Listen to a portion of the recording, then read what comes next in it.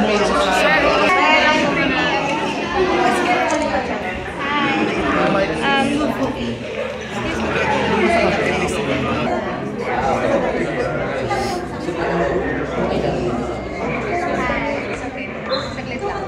straight from the successful US tour, tapos ngayon, balita namin, umabot na ng more than 100 million ang gross profit ng Everyday I Love You in just a week. Diba? How does it feel? It feels amazing. We never really imagined that it would be so successful. Ang ginagawa namin, to be honest. Kasi first time namin mag-rom-drum, usually rom-com ang ginagawa namin. Pero sabi nila dito, maybe they wanted to make something different naman. More serious, more mature. Eh, sa isip namin, baka masyadong mabigat para sa tao. Ano yun, baka gusto nila medyo light lang, hindi yung masyadong mabigat. Pero, okay. I'm just happy na thank you sa lahat po ng thank you. How about you, Liza? How do you feel? Happy. At least, kasi hindi pa namin napapanood. At least sila, ang feedback nila sa amin. Nagustuhan naman nila yung movie, so parang okay na kami. Kahit hindi na joke lang. Pero at least, 100 episode for the weekend.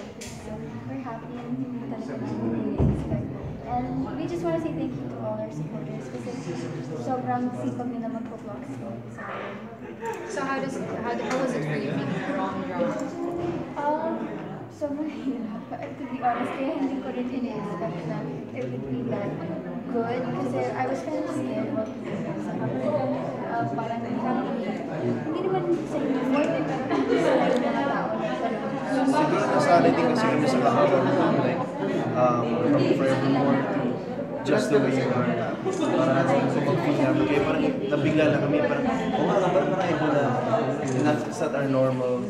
Siguro they wanted to see something different sa amin, which they saw. Do you feel it's helped you mature as actors? Oh, yeah. Oo naman. Pero mas gusto ko kasi rin yung mga like, really like, but I was happy with the outcome. I'm just really happy because it's a nice story.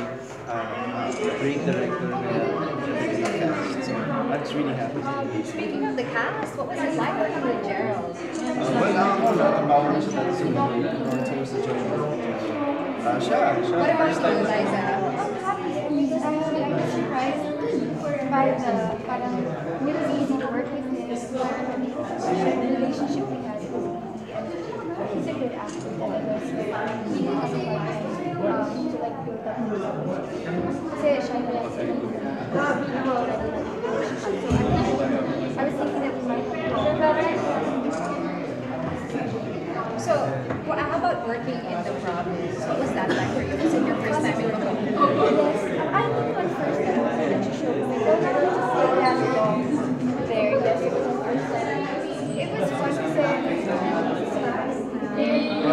parang dito na baka parang mini vacation para sa akin. Tsaka it's nice to stay in a place like a province na sobrang tagal kasi hindi mo lang na-realize na ang daming maganda makita, maraming mga sa gusto mo i-try in one province. Sarap pa kayo mga ibang probinsya.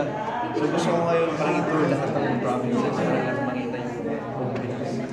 How do you feel about the Negrense unit in Bacolod? Sobrang hindi naman wild, pero super natutuwa siguro kasi sa TV na lang yata sa Manila. Pero yung sobrang bait na yan. Tsaka usually yung mga jeepney drivers, mga tao sa jeep, yung mga tao sa jeep, usually dito nakikita ko, maingay ako kasi yung sakay doon. Siguro po, inaalala yung madali yung mga yeah, so it's like, okay, parang something. So here's one question people have been dying to ask. Nasabi mo na ba daw may Enrique na Everyday I Love You? Or have you told Liza Everyday I Love You? Everyday. Yes, you have.